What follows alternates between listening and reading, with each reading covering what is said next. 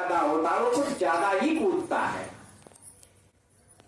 अब युद्ध होने लगा, घमासान युद्ध हो रहा है। कभी तो शंकर जी की सेना जीत जाती है और कभी जलंधर की सेना जीत जाती है। जलंधर लड़ते लड़ते लड़ते लड़ते बहुत परेशान हो गया। इधर भोले बाबा के भी पसीने निकल गए, लेकिन लड़ाई कटने का नाम नहीं ले रही है।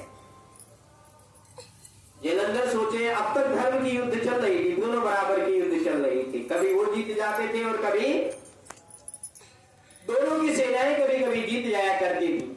ऐसी परिस्थिति में जलंधर सोचने लगा कि अब करें क्या। युद्ध का विराम हुआ, भोले बाबा पहुंच गए विष्णु भगवान के पास। किसके पास?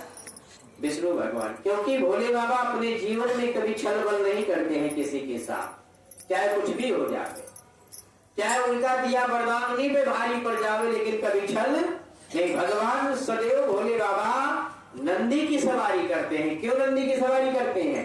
क्यों? क्योंकि नंदी स्वयं धर्म का प्रतीक माना जाता है, जिसमें अर्थ, धर्म, काम और मोक्ष चार चरण होते हैं। मनुष्य को चारों चरण यदि मनुष्य अपना ले तो वैसे वैकुंठ मिल जाएगा।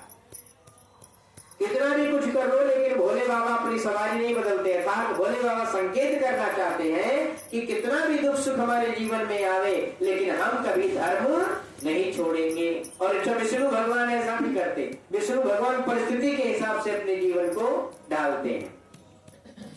कभी भोले बाबा को भी जन्म लेते हुए देखा, कहीं उनके रुद्र बन जाते हैं, उनके अंश हो जाते हैं, लेकिन कभी किसी नहीं लिखा कि भोले बाबा ने किसी को कमेंट किया हो कि हम ही तुम्हारा दूसरा बेटा बन करके आऊंगा।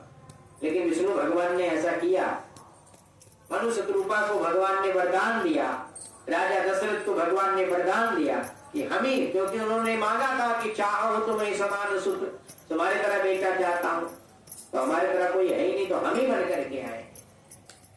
विष्णु भगवान के पास युद्ध नीति के लिए गए कि बताओ ये लड़ाई तो खत्म होने का नाम ही नहीं ले रही है, कैसे करे। भगवान ने कहा चिंता न करो, पहल तो उसे करने दो, जब भगवान पहल भी नहीं करते। अब भगवान ने उसको ऐसा चक्कर में डाला, जलंधर थोड़ा सा अब धर्म के युद्ध से विचलित होकर के और अधर्म का युद्ध करने का प्रयत्न किया। जब सुबह शंखनाद हुआ,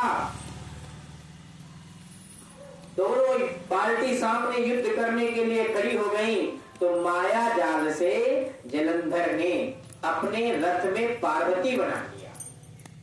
क्योंकि माया भी तो होते हैं राक्षसी प्रवृत्ति के। पार्वती बना लिया। अब पार्वती बना लिया, विष्णु भगवान ने भोले बाबा को संकेत कर दिया कि अब तुम्हें चिंता करने की जरूरत नहीं है, अब मैं स्वयं इसका वध करवाऊंगा। क्यों? क्योंकि रास्ता इसने पहले खोल दिया है। माया का रास्ता किसने खोला? भाई छल कपट का रास्ता किसने दिखाया? जलंधर ने। नकली पार्वती, भोले बाबा घबरा गए, पार्वती को तो वहां छोड़ करके आए थे, यहाँ कहा? ये तो चाह ही रहा था, अचानक ले लिया पार्वती को। भगवान विष्णु ने थोड़ा सा बगल में खड़े थे, तो क्या को चिंता कर रहे, सब लोकल मामला है, अभी इधर घबराने का नहीं। जब भोले बाबा के बड़े समझाने बुझाने के बाद में कहा अब आज के युद्ध पे विराम करो, कल हम लड़ेंगे।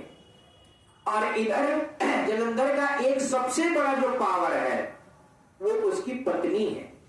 क्या है? पत्नी। क्योंकि पत्नी का पावर, यदि पत्नी सात्विक है और पत्नी अनुकूल है तो वास्तविक रूप से पुरुष बहुत पावरफुल होता है। और यदि पत्नी अनुकूल नहीं है तो पुरुष कुछ भी हो, कोई फर्क नहीं पड़ता।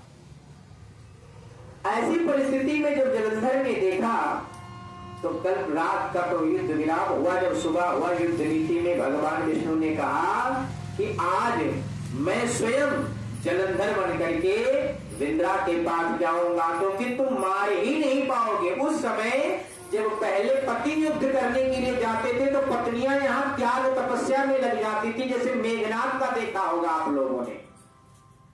जब मेघनाथ युद्ध करने के लिए जावे तो उनकी पत्नी सुलोचना यहां पूजा पे बैठ जाए, माता भगवती की पूजा करने लगे, तो उसको डबल पावर मिलने लगती थी। और जब दूसरे दिन की घमासान युद्ध होने लगा, भगवान बिल्कुल